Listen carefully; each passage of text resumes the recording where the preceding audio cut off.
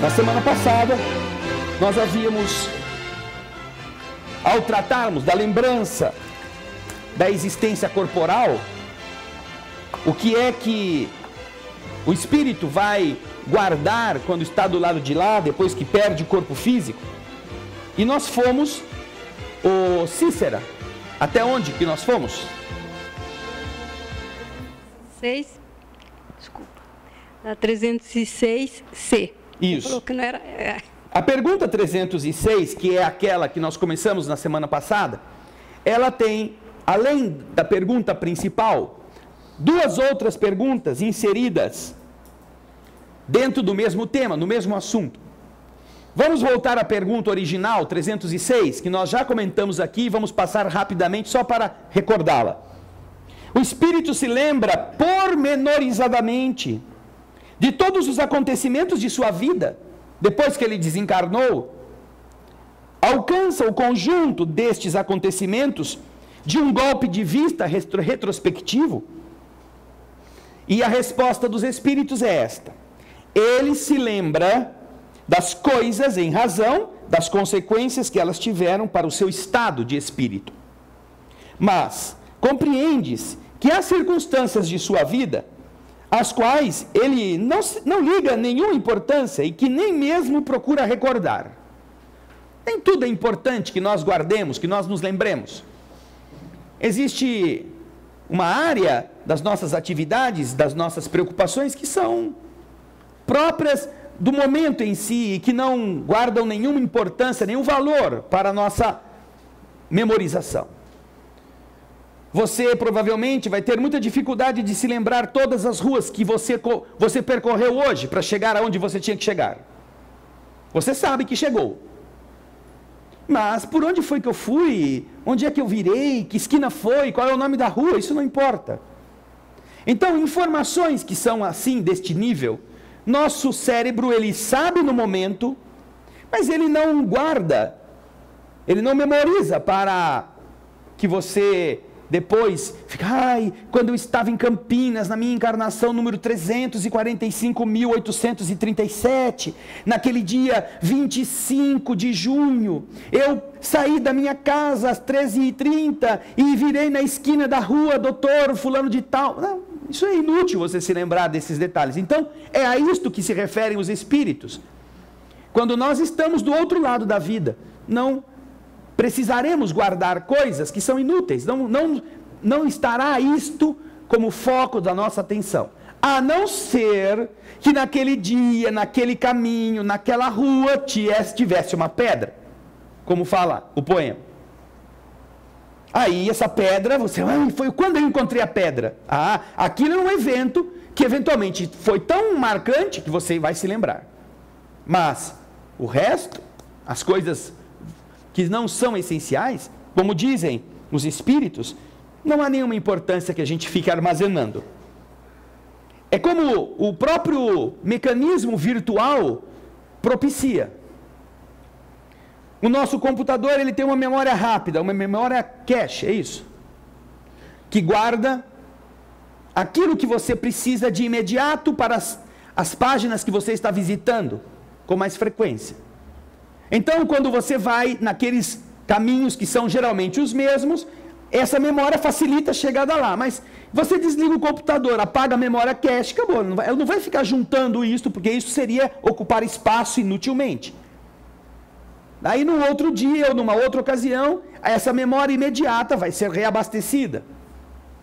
Mas aquilo que é importante fica guardado no disco rígido. Você arquiva. Então, não importa o tempo que passe, se o seu computador não sofrer nenhum choque elétrico ou não tiver nenhuma avaria, você vai recuperar isto, porque está lá registrado. Bem, esta foi a pergunta caput, como dizem no direito. A pergunta principal, 306. Depois Kardec, não contente com a explicação, ou procurando mais aprofundamento, ele pergunta: se o espírito quisesse se lembrar dessas tolices, ele poderia? Isso também nós vimos na semana passada.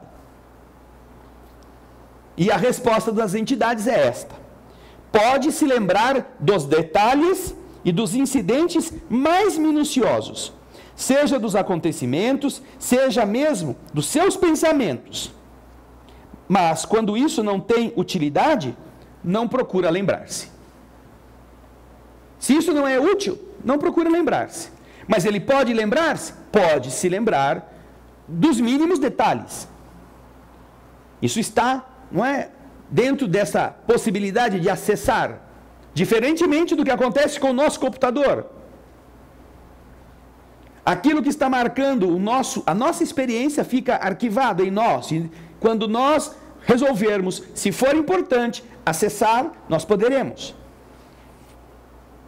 Aí veio a terceira, ou a segunda subpergunta, que seria a terceira dentro dessa sequência. Kardec, então, depois de receber dos espíritos amigos esta segunda postura, pergunta: o espírito entrevê a finalidade da vida terrena com relação à vida futura? Ele compreende o porquê a vida da Terra é importante em relação à sua vida futura? Ele consegue, observando as coisas que ele enfrentou, no que elas podem repercutir na sua vida de amanhã? É a pergunta que os espíritos recebem de Kardec, e que é aquela que agora nós vamos começar a conversar sobre. Quando nós somos espíritos, compreendemos melhor o motivo pelo qual aquela vida física foi daquele jeito, tendo em vista o nosso amanhã? O que vocês acham? Quem tiver o desejo de opinar, por favor, levante a mão, porque o nosso companheiro Gaspar precisa levar o microfone até a pessoa. Ninguém se habilita?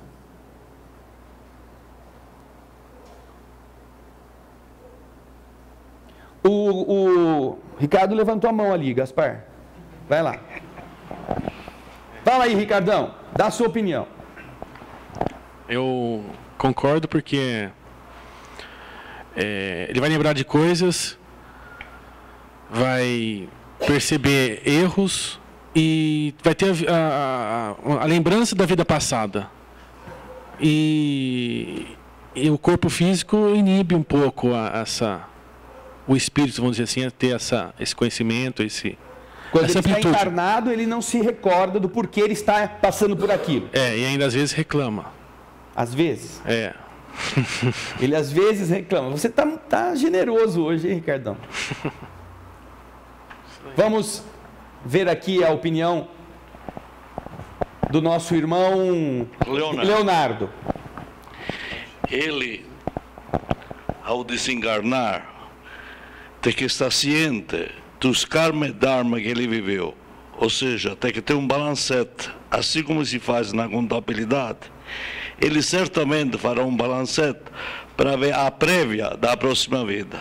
Sim, essa é uma abordagem interessante, porque quando nós desencarnamos, nós passamos por um período chamado perturbação, que nós já comentamos aqui.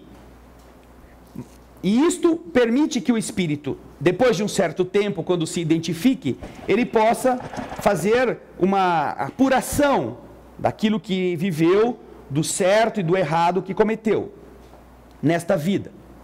Agora, alguns inclusive relatam aquela situação de quando está o processo desencarnatório acontecendo, ele se vê em um túnel e começa a ver toda a sua vida passando depressa, no sentido inverso, para que ele se recorde de todas as coisas que fez. Várias, se não todas, as pessoas que tiveram a experiência de quase morte, relatam isto. Relatam que, num instante fugidio, em alguns segundos, para não dizer minutos, ele revê todos os acontecimentos de sua vida, como se fosse um filme rápido passando por ele. Agora, ainda assim, mesmo com isto não significa que, ao despertar do outro lado, o espírito estará em condições de acessar o seu passado. Porque nós temos uma infinidade de entidades que estão em situações umbralinas, que mesmo tendo feito essa retrospecção, vamos dizer assim, não despertaram do lado de lá com a consciência do que realmente ocorreu com eles. É claro que isso é uma forma de ajudar o espírito, mas se o pensamento, se a mente do espírito não estiver ainda em sintonia com a sua própria realidade, ele custará bastante a vencer esses momentos de contato com uma realidade totalmente diferente. Agora, quando Kardec faz essa pergunta específica, ele está nos colocando nesta condição. Ele não está considerando especificamente o fato de ser uma reencarnação, uma desencarnação recente, imediata. Ele está apenas colocando a posição do espírito no plano invisível, considerando aí que a entidade já tenha equilíbrio, obviamente, para fazer esta análise.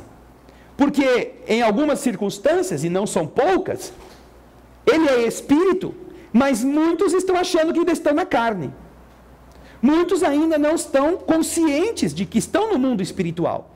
E alguns, e não são poucos, que já descobriram que o corpo morreu, não entendem onde estão. Não sabem que estão numa região escura, não sabem que estão no umbral, acham que estão no inferno, ou então estão presos ainda aos interesses do mundo. Nós vemos pais, mães, tentando proteger a sua prole, dentro da sua casa, imaginando que é aí que ele mora ainda, que a casa é dele. Então, se ainda falta ao entendimento do espírito esta noção de onde ele está, obviamente ele não terá condições de avaliar se aquela encarnação, aquela doença que ele passou realmente, para ele foi algo que agora ele pode compreender, por que ele viveu daquele jeito. Nós temos uma obra, Laços Eternos, muito interessante, escrita pelo Espírito Lúcio através da médium Zíbia Gasparetto. Inclusive, esta obra já foi transformada em peça de teatro há alguns anos atrás. E é interessante porque a personagem, logo no começo do livro, é uma jovem. E ela desencarna. Se não me falha a memória, por tuberculose. Ela tem um problema respiratório. E jovem, ela vai para o outro lado da vida e ela não entende por que ela morreu. Ela está perdida. Ela sabe que ela não está mais na vida física. Ela está numa outra dimensão. Mas ela se inquieta, porque ela não consegue imediatamente recuperar essas lembranças, nem entender por que aquilo ocorreu com ela. Aí, então, depois que ela se reharmoniza, que ela encontra pessoas que a ajudam, ela é levada a uma área, a um departamento, no qual ela começa a visualizar a sua vida anterior, o que aconteceu com ela, como ela era, como se fosse um cinema, que ela entra em uma sala, alguém acopla alguma coisa em sua cabeça, do espírito, e a tela começa a mostrar, obviamente com a indução de outros responsáveis para fazer isto, começa a mostrar o que ocorreu com ela. É muito interessante, porque só aí é que ela passa a ter uma noção mais clara do que ela viveu. E ela então compreende por que ela morreu, jovem e de tuberculose. Esse mesmo procedimento é muito interessante, está descrito por Camilo Cândido Botelho, o escritor português que assim se assina através da mediunidade de Ivone Pereira, mas que na sua realidade foi Camilo Castelo Branco, suicida, quando da sua última encarnação, ele escreve através de Ivone Pereira o livro Memórias de um Suicida. E nesta obra ele relata que no local em que os suicidas são recolhidos, porque obviamente eles não têm condições nenhuma de entendimento, o que eles padecem depois do suicídio é atroz. Mas quando eles podem, depois de algumas décadas em cada caso, ou alguns séculos em algum outro caso, ser recolhido por espíritos amigos e levados a uma das instituições que tem a função do plano espiritual de ajudá-los a vencer este problema, conta-nos Camilo Cândido Botelho, no livro Memórias de Suicida, que eles são submetidos a 3 professores. Há 3 professores que dão aula para cada grupo destes espíritos suicidas. E um dos professores usa esse mesmo procedimento. Acopla na mente do espírito suicida, na frente de todos os outros que estão ali para aprender. Porque uma das coisas que os suicidas costumam dizer é: ninguém me ajudou. Eu me matei porque eu não tive apoio de ninguém. Que Deus se esqueceu de mim. E carregam esta desculpa, esta falácia, dentro da sua consciência, como se eles fossem a vítima. Para que eles possam enfrentar isto, neste tipo de pedagogia, que é resgatar o que cada um de verdade é, estes professores, especificamente este, utiliza o próprio indivíduo com o seu conteúdo de imagens. E este aparelho acoplado na sua mente é um projetor, alimenta um projetor de ultíssima geração no plano espiritual. E então todas as pessoas, inclusive o próprio interessado, começam a ver como foi que tudo aconteceu. De verdade. Não com as ilusões que ele usou para desculpar-se, tirando a própria vida. E isto é um processo doloroso, porque através desta projeção das suas próprias vivências, ele verá que o que ele costumava dizer, que ninguém o ajudou, não é verdade. E todos os outros verão a mesma coisa. Se isso não fosse feito assim, mesmo como espírito, mesmo tendo passado pela desencarnação que faz você regredir ou rever todos aqueles atos, mesmo com tudo isso, ele não assumiria as suas responsabilidades, ele fugiria disto. É muito interessante essa descrição de Camilo Cândido Botelho. Um outro professor, ele também usa imagens para educar. Mas este segundo professor, ele utiliza imagens das passagens de Jesus, como elas ocorreram. Então, aqueles indivíduos que vieram das furnas tenebrosas, onde estavam sofrendo atrozmente por sua culpa, começam a ver na tela os momentos que Jesus viveu na terra, aqueles que ele ajudou. Mas esta não é uma imagem inventada, porque como nós não temos na terra ninguém que tirou fotografia, tudo que nós temos da representação bíblica são cogitações, são criações, são encenações, às vezes bem feitas, às vezes exageradas, às vezes improvisadas, de uma sequência que nós recebemos por escrito de geração em geração, como se aquela fosse a verdade. Mas, uma vez que a vida de Jesus não foi uma invenção intelectual, mas foi realmente algo palpável, verdadeiro, ela produziu, como tudo, essas alterações no éter. Ela deixou sua marca, como qualquer vida deixa a marca. E estes arquivos, assim chamados de arquivos acásicos, impregnados com todas estas vivências, essas vibrações, guardam este processo, e os espíritos podem, resgatando aquelas imagens, projetá-las. E conta Camilo Cândido Botelho que se o primeiro ou aquele anterior, que mostra cada um com a nudez da sua verdade, é um dos professores que o povo menos gosta de ir na aula. Este outro que mostra Jesus levantando o paralítico, dando visão ao cego, trazendo à vida aqueles que se pensava tinham morrido. É um momento de emoção terrível na alma de cada um que está perdido, porque eles compreendem que Jesus veio para eles também, suicidas, infratores. E eles dizem, diz o livro, eles se renovam ao sentirem a emoção daquela figura, aí sim,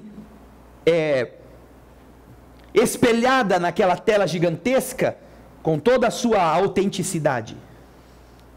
Como se eles estivessem mesmo diante do Cristo. Dizem eles que é inesquecível este momento. Um momento de construção ou de reconstrução do seu caráter. E que não é Jesus em pessoa que está lá.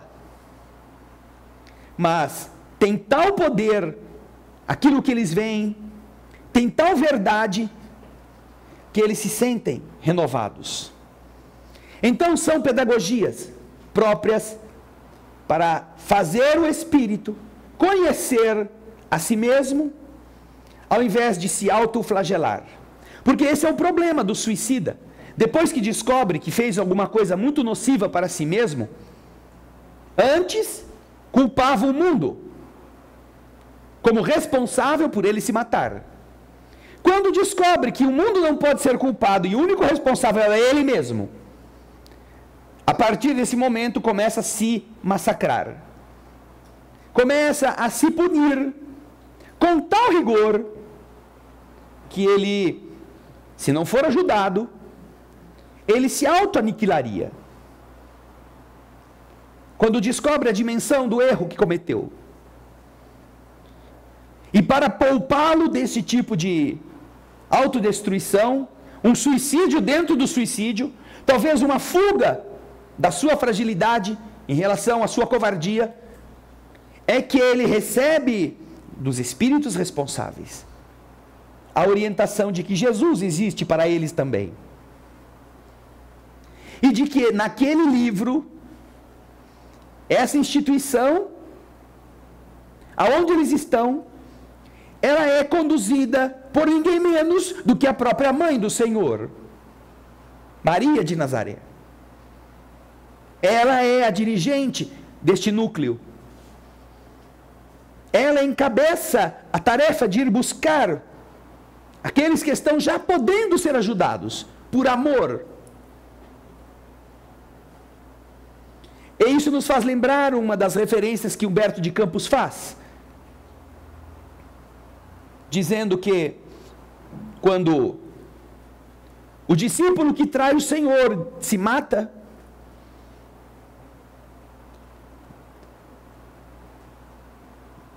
esta situação terrível em que ele se encontra, que leva muito tempo,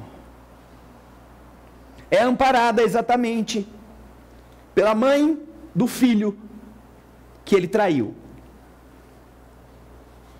E é Maria, em espírito, que vai ajudar Judas a recuperar-se dessa situação terrível em que ele se encontrava. Muitos anos depois de ele ter cometido este ato. Conta-nos então Camilo Cândido Botelho, com a riqueza dos detalhes, como Maria é responsável, juntamente com outros espíritos, pelo esforço de renovação destas almas. E somente depois que ele, no caso do suicida, ou que o espírito que acabou de desencarnar e que está numa região umbralina ou está perdido, no caso da moça que Lucius conta no livro Laços Eternos, que ela consegue compreender e ter uma lucidez mínima, é que ela pode voltar e acessar essas informações. Não é um processo mecânico, automático. E sequer é um processo que possa ser igual para cada um, ou para todos.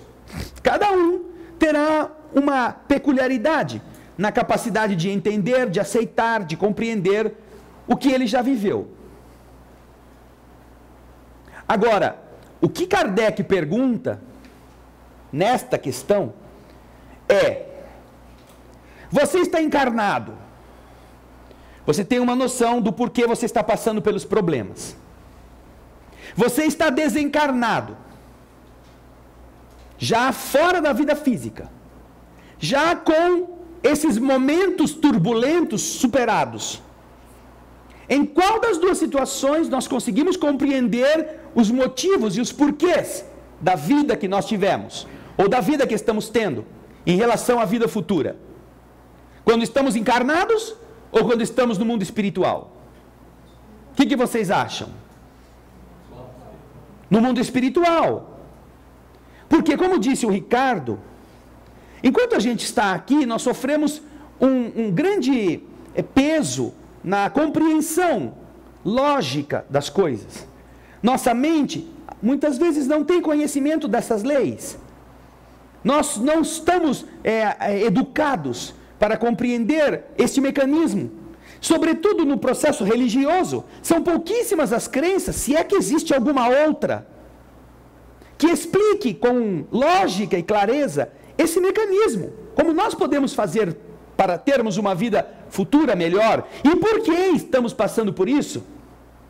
É difícil você encontrar ensinamentos assim, porque na vida material, na vida profissional, na vida de relação, você nunca vai encontrar isto. Você só poderia, talvez, encontrar alguma referência em algum momento de elevação espiritual, que as religiões propiciam.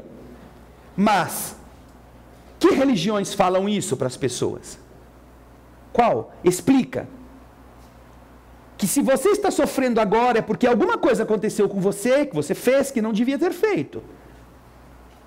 Quando você deixa o corpo físico, entretanto, e olha para trás, e olha o que você é como ser, você compreende o porquê precisou passar por aquilo. Muito mais facilmente. Nós temos o relato de uma irmã que viveu uma situação muito interessante a esse respeito. Quando ela nos contou isto, ela revelou isto para dizer-nos que antes ela tinha raiva, ou ela tinha uma atitude rebelde em relação aos problemas, mas que depois de ter entendido, ela passou a aceitar isso, as dificuldades que ela estava. Houve um período em que lutava, não conseguia reunir recursos. E, vivendo de aluguel, foi demandada pelo proprietário para aumentar o aluguel ou ser despejada. Uma situação difícil para qualquer pessoa que esteja nesta etapa de sobrevivência, tendo que criar filhos, tendo que dar de comer, tendo que pagar escola, e ainda precisando, sem ter condições, aumentar o aluguel ou ser despejada. Esta nossa irmã, nos contando isto, ela nos dizia: isso foi muito ruim, eu ficava com raiva, eu reclamava da vida, eu reclamava de Deus, mesmo sendo espírita. E então a bondade divina concedeu-lhe, não por favor, mas por instruí-la, algo que vai acontecer conosco quando nós desencarnarmos, e que acontece com outras pessoas antes da desencarnação também, se é necessário. Ela teve um sonho, certa noite, neste sonho, ela se viu. Ela sabia que era ela. Estava vestida de um jeito totalmente diferente, era rica. Estava bem vestida. E ela se via em uma rua, onde havia, de um lado, muitas casinhas grudadas umas às outras. Casinhas parecidas. E ela sabia que ela era dona de todas estas casas. Mas naquele momento, no sonho, ela estava promovendo o despejo de um dos moradores. Homens truculentos, porque não se tratava de uma época como hoje, em que existe o direito, existe a lei, existem recursos. Homens violentos, homens agressivos, estavam invadindo a casa e botando as coisas todas na rua. E ela estava assistindo isto.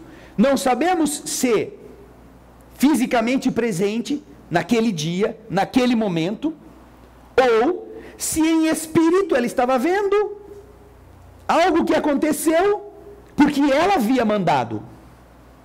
Ela havia contratado e expulsado aqueles que não lhe haviam pago o aluguel.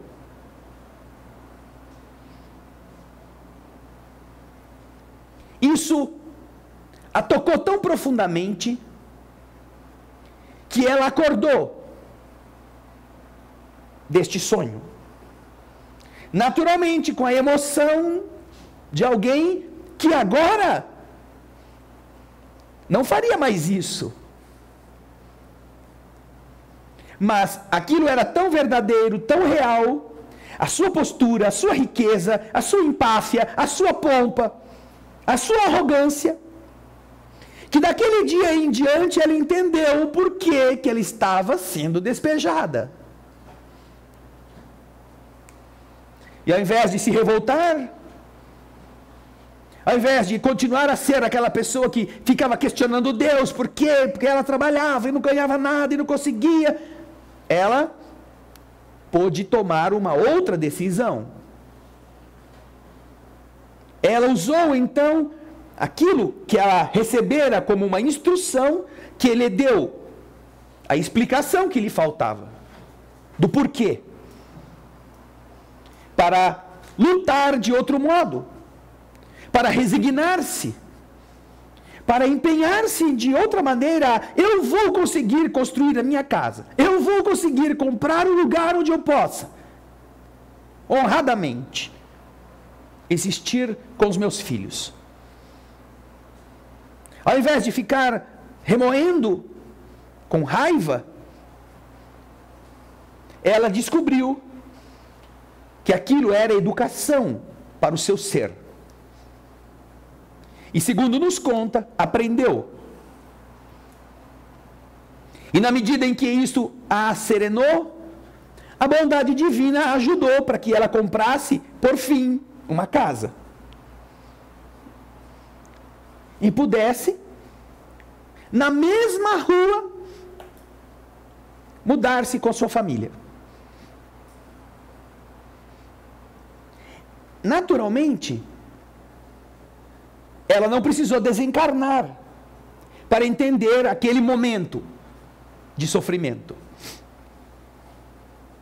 O mundo espiritual a ajudou, como ajuda muitos de vocês que nos assistem, muitos de vocês que estão aqui, num momento de aflição, com o recurso, durante o repouso, para que nós entendamos. Ah, parece que é injusto, não é? Vamos ver. Como fez aquele professor, que o Camilo Cândido Botelho nos conta. Ah, você acha que ninguém te ajudou? Bota aí o capacete na sua cabeça. Vamos projetar aquilo que realmente aconteceu. Agora, se isso é assim, se é bom, quando nós estamos encarnados e conseguimos pensar, ou nos mostram pinçadas apenas algumas passagens, imagina com que lucidez nosso espírito pode compreender por quê que ele nasceu de uma mãe solteira? Por que que ele foi órfão? Por que que ele viveu em uma situação de abandono? Por que que ele teve a oportunidade de estudar? Por que que toda a sua vida foi algo fácil?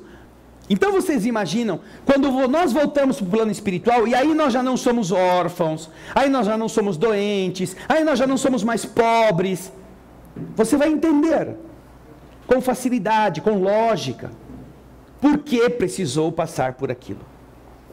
E geralmente, pelo depoimento dos próprios espíritos, você observa várias coisas, entre elas, primeiro, que aquilo que você enfrentou, realmente você precisava enfrentar. Segundo, que aquilo que você enfrentou foi a menor medida do sofrimento possível que você precisava. Mesmo que você tenha achado que sofreu muito, você vai descobrir que forças generosas fizeram chegar a você a menor fração da dor possível, para que você aprendesse sem massacrar-se. E então você vai entender o que diz Jesus, quando fala que o que ele quer é a misericórdia. Ele não quer o sacrifício. Se algumas pessoas na terra que estão doentes, e às vezes com doenças ditas incuráveis, se elas soubessem o poder que dentro delas, um arrependimento sincero, um gesto de carinho por uma outra pessoa, produz em seu benefício, ela provavelmente estaria se livrando de muitas dificuldades decorrentes dessa própria doença.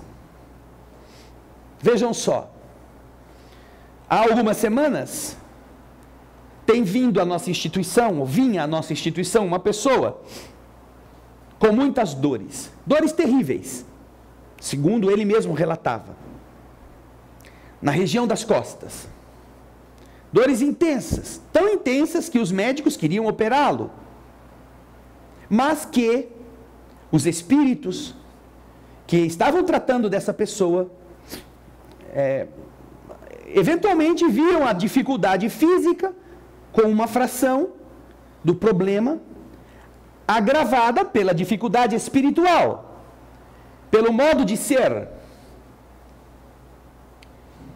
Portanto, esta pessoa vinha aqui desejando que os espíritos operassem-na e ela não tivesse mais dor.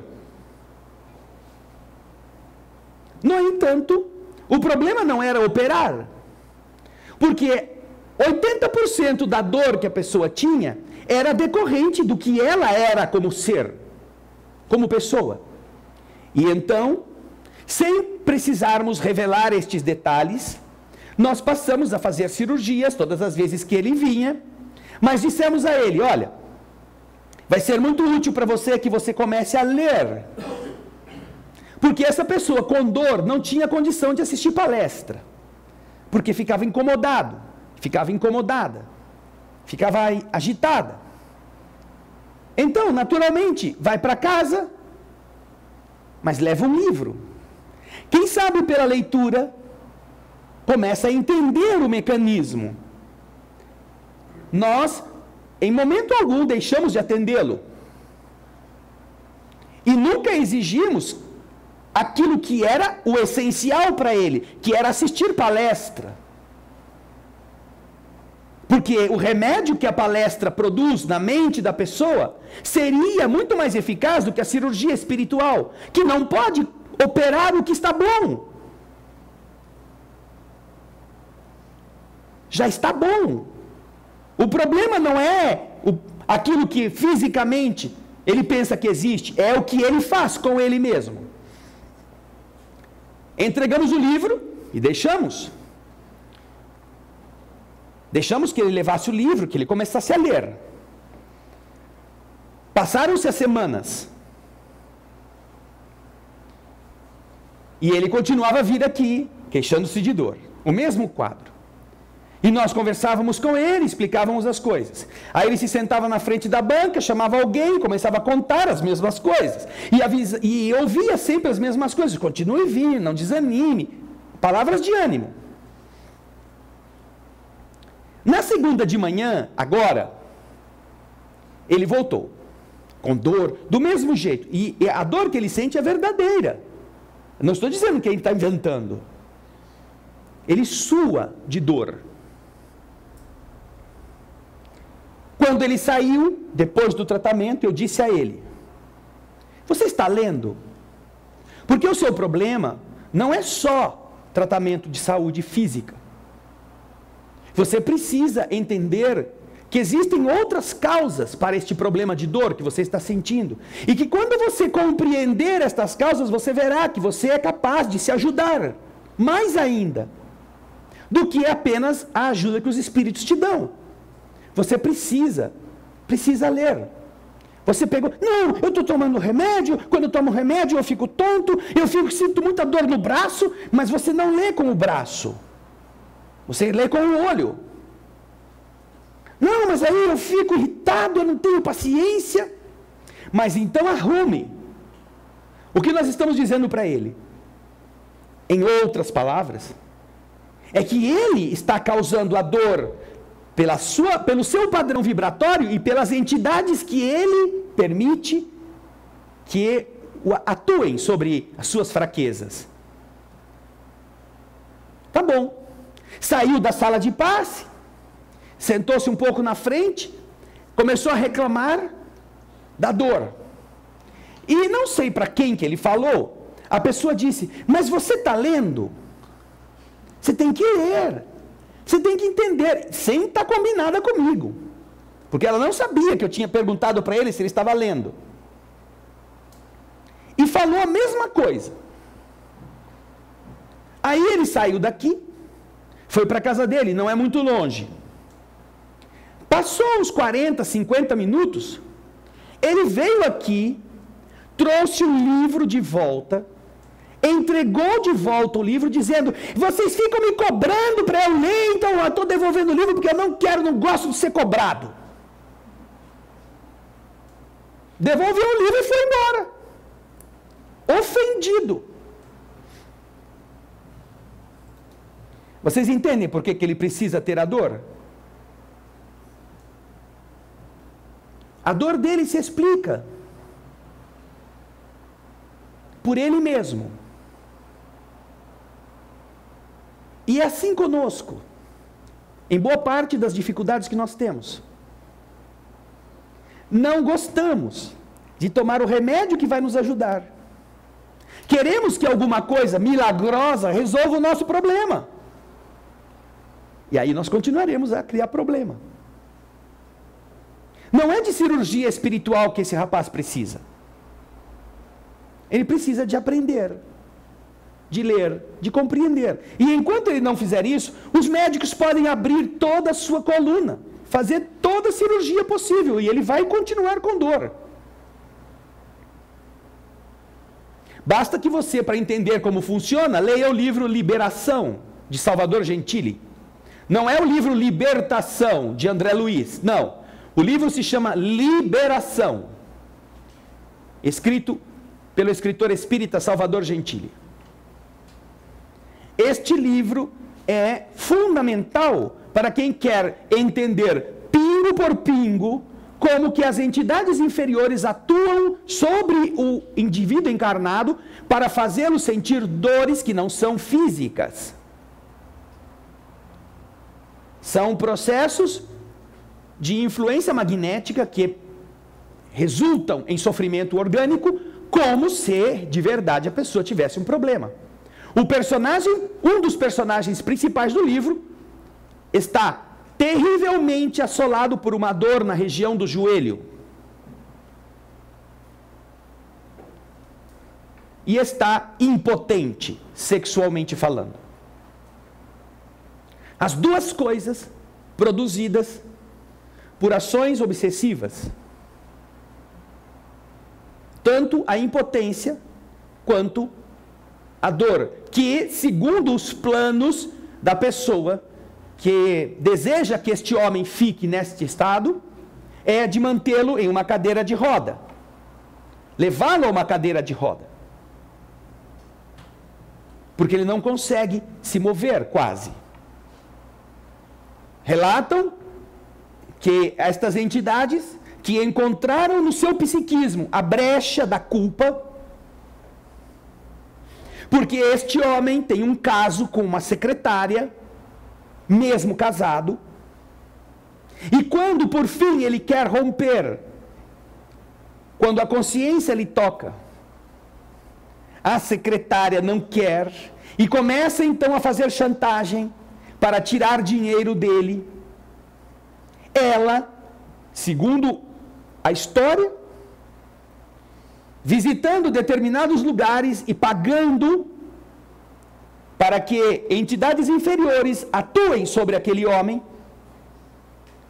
como ele não tem no seu padrão mental o equilíbrio necessário e mais a sua culpa abre brechas para a ação das entidades inferiores, elas aplicam-lhe na região do joelho uma faixa negra de fluidos densos que fica 24 horas no seu perispírito produzindo as vibrações corrosivas, vamos dizer assim, do equilíbrio orgânico. E ele vai ao médico que atende, como ortopedista, como cirurgião, como neurologista, e conta da dor que está sentindo, e nenhum deles encontra a causa. Porque, obviamente, os aparelhos não detectam. A causa está no problema espiritual. E então o livro vai contar, e eu não vou aqui contar mais do livro, porque eu quero que todos leiam, como é que este processo tem que ser desfeito, para que ele possa, depois, voltar a uma condição de salubridade, como antes ele possuía. Com isso nós entendemos que a nossa condição na vida física, não compreenderemos totalmente o porquê das coisas, a não ser quando, desencarnando, nós chegando do lado de lá, passemos a ver o porquê de verdade passamos por aquelas situações. E se a gente tiver um pouquinho de lucidez, mínima que seja, quando a maturidade nos conduzir ao remanso da meditação, nós vamos olhar para os momentos difíceis da vida e vamos pensar, puxa vida, naquela hora foi ruim, mas dali eu aprendi tanta coisa. Daquele momento eu me construí de outra forma. Se eu não tivesse passado por isto, eu continuaria débil, eu continuaria tão dependente. Quando nós atingimos um grau de maturidade, que avaliamos com neutralidade as coisas ruins, nós vamos ver como nós aprendemos, como crescemos, quando passamos por isso. E como nós ficávamos parados quando tudo estava bem. Como nós sonhávamos em continuar daquele jeito para sempre. E não fazíamos nada além do que normalmente nós costumávamos fazer. Por isso é que os espíritos nos respondem, dentro daquilo que Kardec quer saber, o que está agora na resposta que nós vamos ler. O espírito entrevê a finalidade da vida terrena com relação à vida futura, e os espíritos amigos respondem: certamente ele a vê e a compreende bem melhor que enquanto encarnado. Compreende a necessidade de purificação para alcançar o infinito e sabe que a cada existência deixa algumas impurezas. Esta compreensão dá serenidade. E às vezes, até mais do que isso, dá ao espírito a determinação de pedir reencarnações complicadas. pedir reencarnações difíceis. Pedir que numa próxima vida ele possa enfrentar coisas que vão ajudá-lo, mesmo que ele se revolte, mesmo que ele tenha muito sofrimento, vão ajudá-lo a vencer na sua mente os seus erros. De novo voltamos ao Memórias de um Suicida. Este grupo de espíritos que está sendo acompanhado pelo relato do Camilo está se preparando para renascer. Depois de muitos anos ou muitas décadas passando por essas instruções, chega o momento de eles decidirem pedir uma nova vida. Cada um com o seu problema, cada um conhecendo a sua tragédia.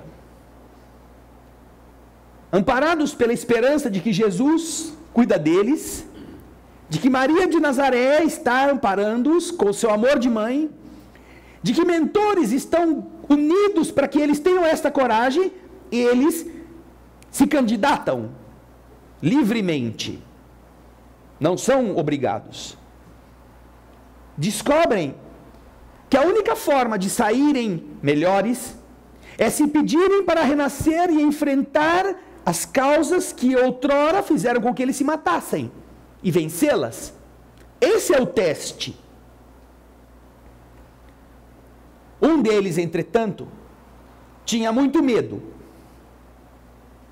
Sentia muito o que havia feito na terra. Era suicida, mas não era só isso. Ele chegou ao mundo espiritual como suicida na sua última vida, depois de ter estrangulado a sua própria mãe. Não suportando os problemas e tendo matado sua mãe estrangulada, ele se mata. Carregava, portanto, 2 crimes. Um contra si mesmo e um contra o amor. O amor de quem aceitou ser assassinada por aquele que ela deu a vida. Ele tinha muito medo de voltar a reencarnar.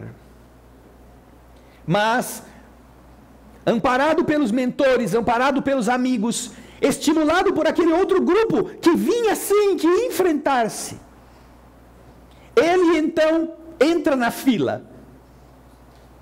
Entra na fila daqueles que vão submeter-se ao processo de preparação do perispírito para voltar ao corpo. E conta-nos, numa das cenas mais emocionantes do livro, que quando esse indivíduo entra naquele departamento onde ele vai pedir mentalmente que o Senhor lhe conceda um corpo adequado para que ele vença os erros do passado, e se ele se desculpe, ele se prostra esperando que lhe seja concedido aquilo que ele realmente necessita. E quando ele é retirado dali pelos mentores amigos que entendem que ele precisa disto, já com o corpo preparado para ser levado à presença da célula ovo, naquilo que se chama de restringimento para a reencarnação futura, ele sai deste lugar sem as 2 mãos. Na sua prece a Deus, ele as amputa mentalmente. Ele ordena a si mesmo que ele quer nascer sem as mãos que mataram a sua mãe. E assim, ele solicita voltar à vida. E é atendido. Para gerar um corpo onde ele possa enfrentar a si próprio. Um corpo que não tem mais as mãos assassinas. Para que ele se desculpe. Não é para que a justiça seja feita, não é para que o universo fique contente com ele, não, é para que ele se desculpe pelo ato criminoso que teve menos consigo do que com aquela pessoa que o amou. E então os amigos ficam emocionados. Os outros suicidas ficam emocionados com o efeito positivo da consciência. Não foi nenhum mentor que chegou para ele e disse: bom, vai ser bom a gente cortar suas mãos para o seu perispírito, não tendo as mãos, o corpo físico também não tê-las. Não! Foi ele que no momento em que foi submetido ao processo, mentalmente, pediu e amputou, tipo, mentalmente, né? Visualizou-se sem as mãos, para que o seu corpo fosse assim. Por isso, é tão linda a definição que dão os Espíritos a respeito, que quando nós estamos do lado de lá, nós compreendemos melhor a vida que precisamos, a vida que tivemos, a nossa necessidade de purificação para alcançar o infinito. E então, cada um sabe que a cada existência deixa algumas impurezas. Com esse empenho, com esse esforço. Pergunta 307. Como a vida passada se retrata na memória do espírito? Como? Pergunta Kardec. Por um esforço da sua imaginação, ou como num quadro que tenha diante dos seus olhos? Vamos entender aqui que Kardec não está se referindo a estes casos que eu contei, em que determinados capacetes foram colocados no espírito para ele ver o seu passado. Ele está dizendo quando você pode, você mesmo, acessar as informações que estão arquivadas em você. Como é que isso se dá? Pergunta Kardec. Como é que a vida passada se retrata na memória do espírito? Por um esforço da sua imaginação, ele fica lá, agora eu vou pensar, 1964, 65, fevereiro, ele fica, né, voltando o parafuso do tempo para chegar lá e então, ai, é isso, agora eu estou vendo. É desse jeito. Às vezes em alguns filmes que falam de viagem no tempo, eles mostram esse negócio, né? Você programa lá o carro do carinha lá, De Volta para o Futuro, aquele, como é que é o nome daquele carro, Gaspar?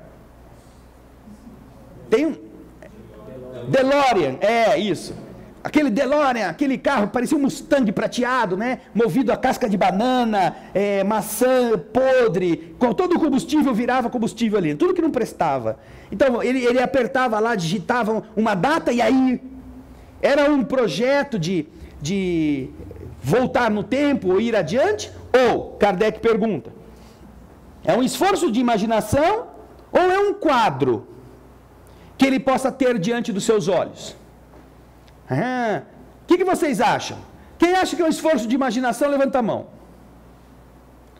Quem acha que é um quadro que ele tem diante dos olhos, levanta a mão. Tem um monte de gente que não tem mão. Ou que não acha nada porque está lendo agora o que devia ter feito no passado. Não é? Uma semana passada, ou já se passou. Vocês já podiam ter tido essa opinião, pelo menos inspirada pela resposta dos espíritos. Como nós temos poucos que tenham aí uma opinião adequada, ou uma opinião convicta, vamos dizer assim, ou convicta até que tenham, mas como a maior parte ainda não está com o pensamento definido, nós vamos ler a resposta para que a resposta nos elucide. Pergunta 307. Como a vida passada se retrata na memória do espírito? Por um esforço da sua imaginação ou como num quadro que tenha diante dos olhos? E a resposta deles é a seguinte: de uma e outra maneira. Todos os atos de que tenha interesse de se lembrar são para ele como se fossem presentes. Presentes quer dizer, não coisas que ele ganha, mas como se estivessem no momento presente. Os outros estão mais ou menos vagos em sua mente ou totalmente esquecidos. Quanto mais ele se desmaterializa, menos importância atribui às coisas materiais. Fazes, frequentemente, a evocação de um espírito errante que acabou de deixar a terra e que não se lembra mais os nomes das pessoas que amou, nem os detalhes que te parecem importantes. É que pouco lhe interessam e caem no esquecimento. O que ele se lembra muito bem são os fatos principais que o ajudam a melhorar-se. Então, observamos que estes seres, no caso, que acabaram de deixar a Terra, que acabaram de desencarnar, muitas vezes não conseguem guardar todos os nomes, todos os detalhes. E é isso uma coisa interessante que acontecia com pessoas que iam buscar cartas dos entes queridos junto à mediunidade de Chico Xavier. Chico Xavier, que era o mais desenvolvido paranormal, médium, sensitivo, que nós conhecemos no mundo ocidental, porque nós não temos contato muito intenso com o mundo oriental, onde a sensibilidade também é bastante desenvolvida em muitas pessoas, não nos arriscaríamos então a dizer que ele é o maior do mundo, não é? Mas está certamente entre as antenas mais afinadas com a espiritualidade que já pisaram na Terra, já existiram aqui. Ele conta, falando sobre determinadas ocorrências, em uma frase que Carlos Bacelli nos trouxe, dizendo assim: quando o médium esquece o valor de uma borracha, ele está muito mal aconselhado. E por que ele falava assim? Porque algumas vezes as pessoas iam obter respostas dos seus antepassados, que haviam desencarnado. E Chico entrava na salinha, sem conhecer ninguém, e recebia, através da psicografia, escrevendo com lápis, cartas desses seres, com detalhes, desde como foi a vida na família, o nome do avô, da avó, com detalhes de como foi a desencarnação, o que aconteceu com ele, quem que ele encontrou do outro lado, a tia, o tio, o vovô, a vovó, fulana de tal, etc, etc, etc. Ou seja, não havia dúvida nenhuma de que seria impossível a uma pessoa lúcida, normalmente, como qualquer um de nós, conseguir resgatar tantas e tantas e tantas informações se não fosse a ação do mundo invisível. Ou se não fosse, é claro, o próprio falando sobre isso. Mas, quando terminava, ele vinha com os papéis e começava a leitura. Ele começava a ler aquilo que os espíritos tinham escrito. E então, depois de ler, ele entregava a carta para aquele grupo, para aquela família que provavelmente estava presente. E em algumas vezes, ele tinha, por exemplo, uma mensagem de um menino ou de um parente desencarnado que citava os sobrinhos. Ai, eu me lembro do Juquinha, do Francisco, da Luciana, da Teresa. E então, vinha a família, depois de o Chico ter lido, sem qualquer dúvida a respeito de que era uma comunicação autêntica, e dizia assim: ai, é tudo tão bonito, tão lindo, mas a Teresa, nós não temos nenhuma sobrinha Teresa, ela se chama Teobalda, por exemplo. Aí o Chico, então vamos corrigir o nome dela. Pegava a borracha, apagava e escrevia, porque ela vai ficar muito chateada de o espírito não falar o seu nome. Ou se ele deixava, se a entidade esquecia ou não quis colocar o nome de todos, ou então na descrição do acidente, Ah, naquela sexta-feira, quando o carro capotou. E então vem a família e fala, sim, é tudo lindo, é ele mesmo, mas aconteceu um negócio porque ele não morreu na sexta, ele morreu na quinta. Ah, vamos corrigir. Diz o Chico. Agora, não havia dúvida que aquela entidade estava lá, falando. Estava ela mesmo, porque o Chico não saberia de nada daquilo. Mas, por que ele errou? Por que o Espírito, ao invés de falar sexta-feira ou quinta-feira, falou sexta? Por que ao invés de falar Teobalda, falou Teresa? Porque como diz aqui a resposta da pergunta 307, muitas vezes o espírito saiu do ambiente em que ele se encontrava, ele não tem mais essa necessidade absoluta de ficar arquivando todas essas mesmas informações para dar o testemunho de que é ele mesmo infalivelmente. Agora, se a entidade se equivocou e a família está dizendo, nada mais justo, como o próprio Chico disse, de inserir o nome da fulana que ficou faltando, de corrigir a data que, segundo a família sabe, não é aquela, foi um dia depois ou um dia antes. Porque, como disse o Chico, quando o médium esquece o valor de uma borracha, ele está tomado pelo orgulho, pela arrogância de ele ser infalível. O que não corresponde à integridade de alguém que leva a mediunidade a sério.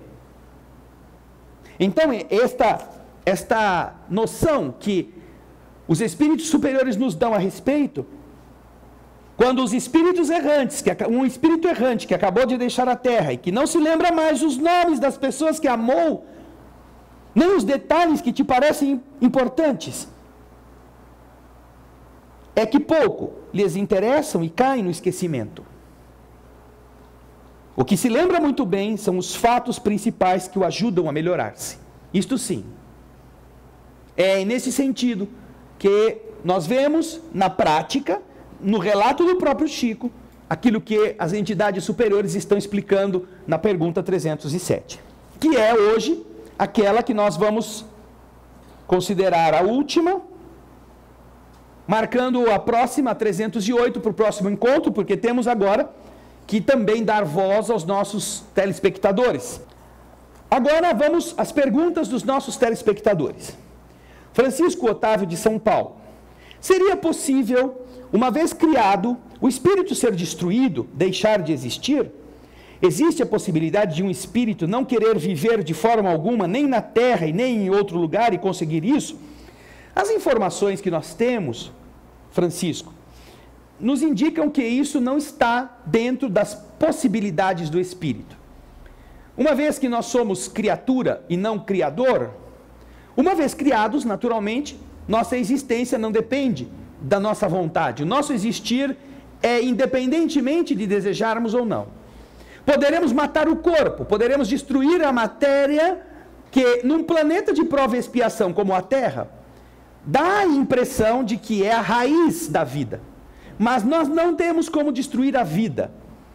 Por isso, não há, no conhecimento das leis espirituais, qualquer destas referências. Até porque também seria algo, logicamente, em um atentado à capacidade de governo do universo. Você imaginar que a inteligência soberana do universo, a causa primária, a causa primeira de todas as coisas, depois de ter criado alguém, o cara é corintiano, não gostei, vamos acabar com ele. Ou ele é palmeirense, e já foi para a segunda divisão, não vai dar certo, vamos acabar com ele. Ou o cara é vesgo, não deu certo também. Esse espírito que eu criei é muito teimoso. Não vou querer esse cara me desafiando. Não. Seria inconcebível por parte da força, da inteligência criadora, arrepender-se do que fez. Então é um sentido que a própria lógica fulmina. Se alguém faz uma coisa com essa autoridade,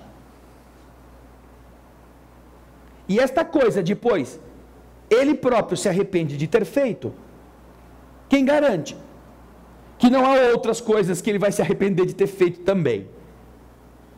Portanto, é um pressuposto desta lógica, deste raciocínio, considerar que o Criador sabe aquilo que está fazendo. E a criatura pode não entender, é natural isto.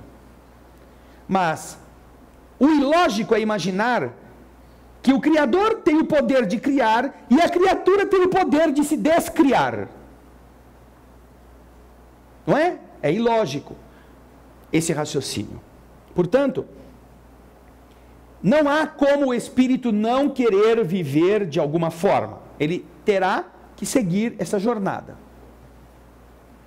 Isto não adianta fazer passeata, não adianta queimar ônibus, não adianta jogar pedra na prefeitura, e no caso teria que ser na igreja, porque isso não vai fazer o Senhor rever essas atitudes, tá bom? Mesmo assim, Francisco, obrigado pela sua participação, pela sua pergunta. A Zélia de Campinas, tá de olho, hein? Viu? Tá. A outra aí que usa a TV Alvorada Espírita para saber se o cara veio. Ô Zélia, você tem que vir mais vezes aqui com seu marido. A gente sente saudade de você também. Às vezes, até porque você dá umas cutucadas nele, para diminuir o número de incisos da pergunta. Às vezes, quando estamos fazendo algo, diz a Zélia na pergunta, vem em nossa mente instantes como flashes, passando a impressão de termos vivido aquele momento nitidamente. Podemos falar que são lembranças de vidas passadas? Na ciência, eles chamam de déjà vu. Bem, vamos então separar as possibilidades. Se você, o que está fazendo, remete na sua lembrança a cenas de um período diferente daquele, a lugares diferentes, a vestes diferentes, a rostos diferentes, isto pode ser uma recordação induzida pela circunstância ao que você viveu numa outra vida. Portanto, poderia ser esse déjà vu, como costumam dizer. Mas, se o que você está voltando à mente como flashes são referências àquela mesma situação, aquele mesmo fato, isso não é uma rememoração do passado. Provavelmente, você teve um sonho durante esta vida que preparou-a para enfrentar aquilo naquelas condições. Então, durante a noite, espíritos amigos, sabendo que você precisaria, por exemplo, iria passar por uma situação de doença que precisaria ir a um determinado hospital, durante a noite, fazem com que você tenha sonhos e eles te levem àquele hospital, preparando você. Olha, você vai passar por uma situação delicada de saúde, você vai ser trazida para um hospital, mas nós estamos te apoiando, você precisará ficar internada nesta instituição por alguns dias, prepare-se. Você acorda, não se lembra, esqueceu. É até muito útil que não se lembre, porque você não vai ficar agoniada com antecipação. Quem nos conta isto muito claramente é o Espírito Lúcius, quando escreveu o livro Esculpindo o Próprio Destino. Neste livro, a Leonor vai ter um câncer detectado.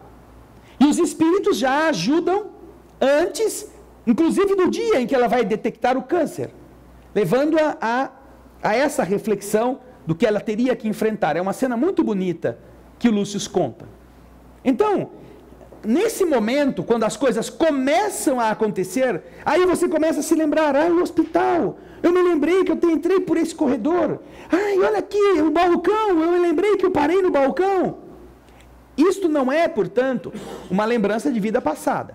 Isso é trazer do seu sonho aqueles flashes que até então você não se lembrava, mas que você passará a ter a certeza de que algum amigo já tinha te explicado sobre isso. Até para você, quando tiver que enfrentar, ter calma, saber que você vai sair dessa situação.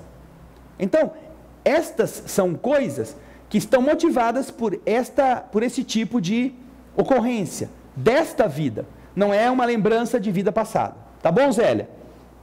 Então é por isso que nem sempre essas coisas nítidas, se elas estiverem vinculadas ao momento presente, elas não são lembranças de outras existências. Obrigado, Zélia. Obrigado pela sua participação. A Isabel Cristina de São Paulo diz assim: eu já sinto o despertar dos meus erros e me emociono muito através dos ensinamentos, das palestras, dos cursos, etc. Posso dizer com isso que já tenho plena consciência das impurezas que estou deixando nesta encarnação? Bem, Isabel, não deveremos nunca imaginar que nós, por mais conscientes que estejamos, temos consciência plena de todas as impurezas que nós detectamos, ou que nós tenhamos no espírito. Não digo isso para te desanimar. Eu digo isto para deixar claro que em uma única vida nós não temos condições de corrigir tudo de uma vez. Nós precisaremos passar por um grande número de existências para fazer um processo de limpeza mais amplo, que não apenas naquilo que a gente agora está detectando. Algumas pessoas, eu não me refiro a você, é claro, mas algumas pessoas consideram virtudes coisas que são defeitos.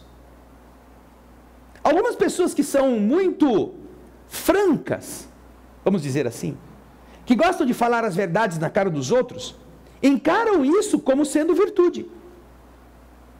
Não, é que eu sou verdadeiro, eu não vou ficar inventando, fazendo mentira, fazer só para agradar. Eu gosto de dizer a verdade na cara da pessoa. Ela não acha que isso é um problema. Então ela está ainda num estágio de visualizar com um pouco de vesguice, de estrabismo, aquilo que realmente deve ser compreendido melhor. De maneira que mais adiante, numa outra vida.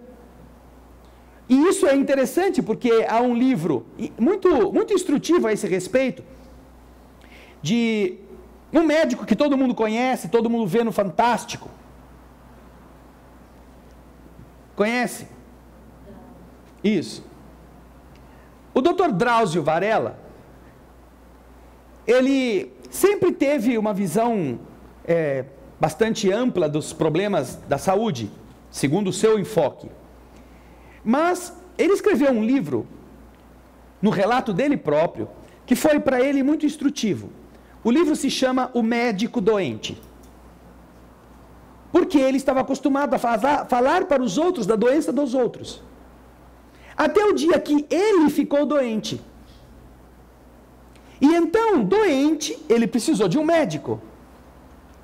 E aí ele pôde, estando na outra parte, no outro lado, sentir na carne o que os médicos faziam com os pacientes doentes. Como se dirigiam a eles, como contavam os seus problemas, como tratavam de maneira, às vezes, até indiferente, com alguém que estava fragilizado pela enfermidade, daquilo que ele tinha que realmente explicar.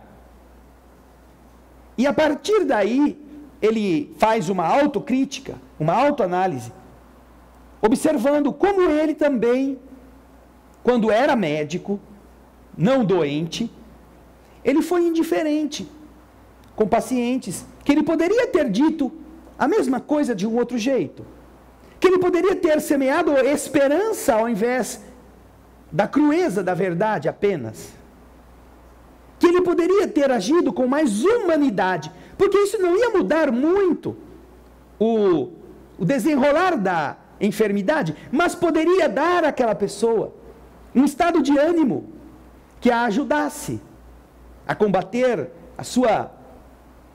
o seu medo.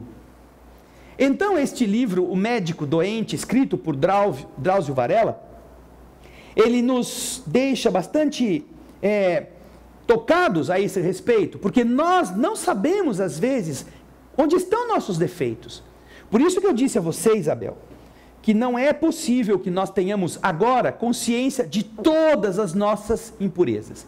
É muito bom, é muito alvissareiro que você, tendo já reconhecido algumas, esteja lutando contra elas. É muito bom. Mas tenha certeza, prepare-se, porque essa é uma luta muito grande, muito demorada e muito surpreendente. Porque nós vamos chegar a conclusões que às vezes nos estarrecem.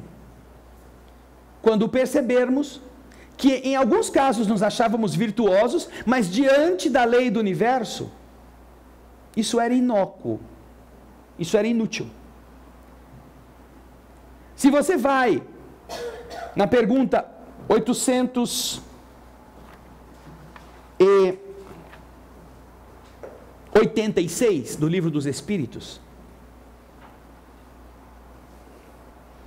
lá no fim do terceiro livro das Leis Morais, Kardec pergunta: qual é o verdadeiro sentido da palavra caridade como a entendia Jesus? Quando nós entendermos o que Jesus recomenda e ele considera o que é caridade, nós vamos ter uma vergonha muito grande de nos acharmos caridosos em coisas que não são caridade. E descobrir impurezas onde antes achávamos que havia virtude. Porque para Jesus, caridade não é dar coisa, como nós achamos. Não é nos desfazermos de coisas inúteis, só para tirar aquele entulho da nossa casa e abrir espaço para uma geladeira nova, para um fogão melhor. Não, caridade não é isto. Não tem nada a ver com patrimônio. Enquanto há muita gente batendo no peito: eu sou caridoso, fiz a caridade, eu vou para o céu.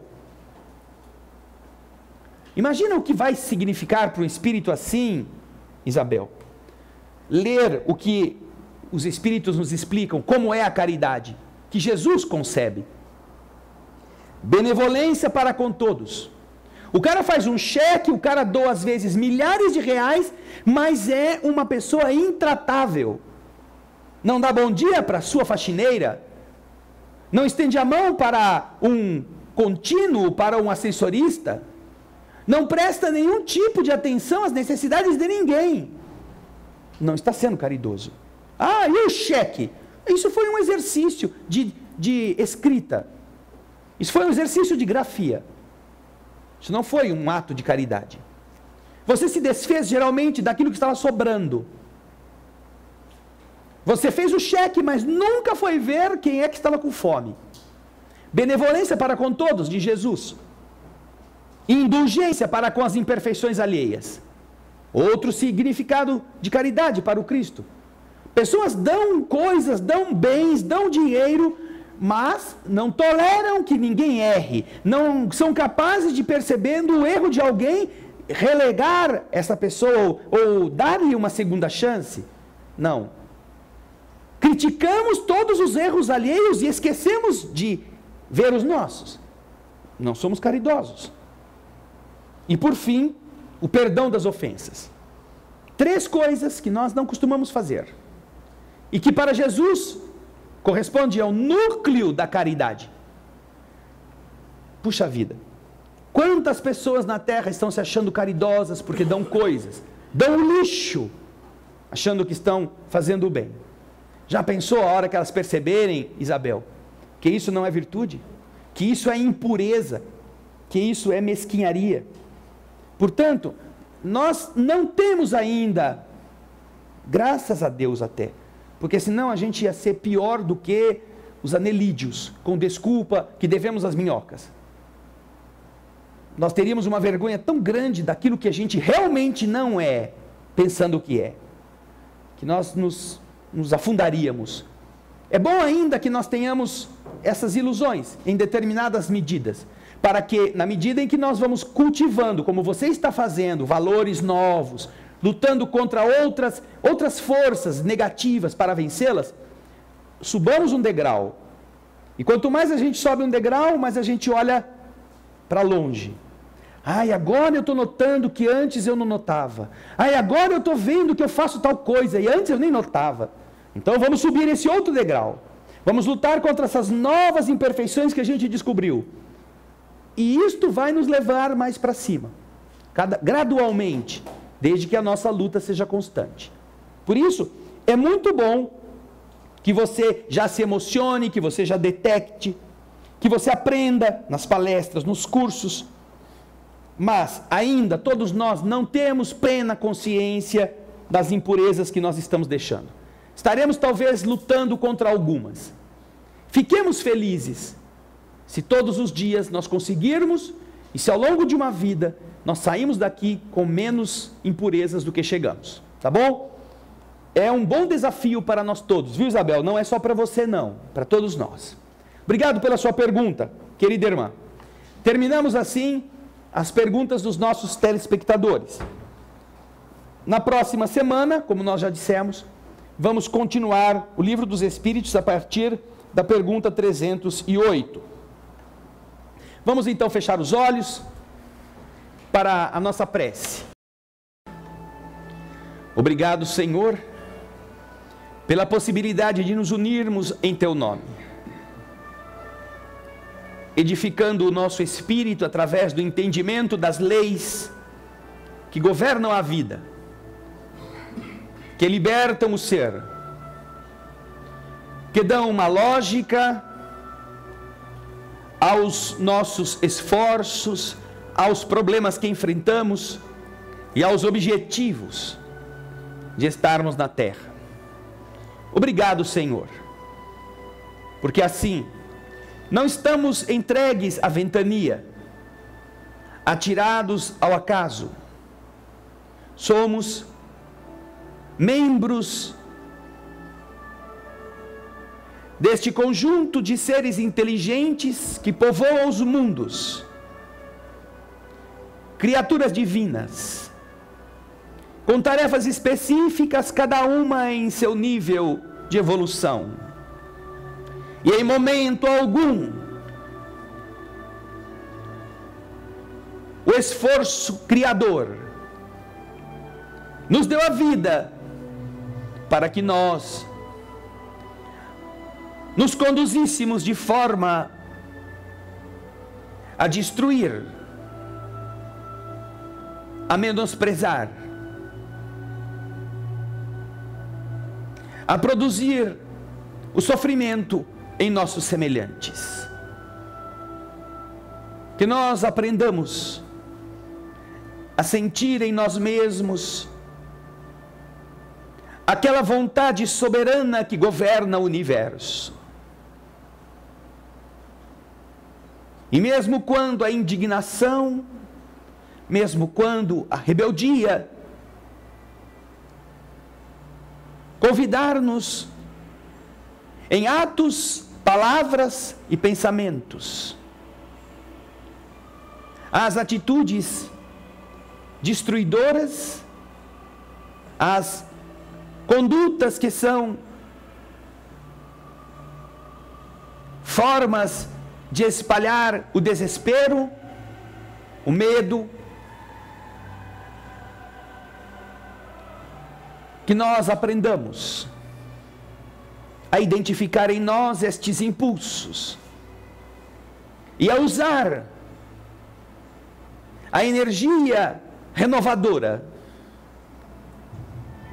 para dar-lhe uma outra direção, para insuflar de forma diferente a mudança,